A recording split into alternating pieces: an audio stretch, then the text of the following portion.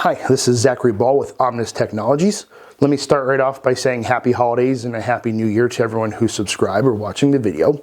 Today we're going to be finishing off our series on the CMMC level audits, or the NIST 800-171, whatever term you want to use.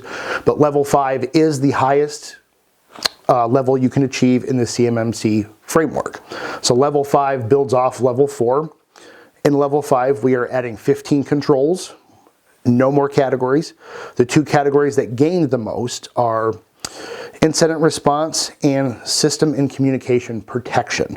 Those have the most that's what's added the most from level 4 to level 5. And we're going to be posting a link with an updated Excel spreadsheet with the official language for each of those. But basically, I don't really have a whole lot to add to this video, but level 5 builds off of level 4. If you have any questions, please contact us here at Omnis Technologies. Tech support at omnistech.com or info@omnistech.com.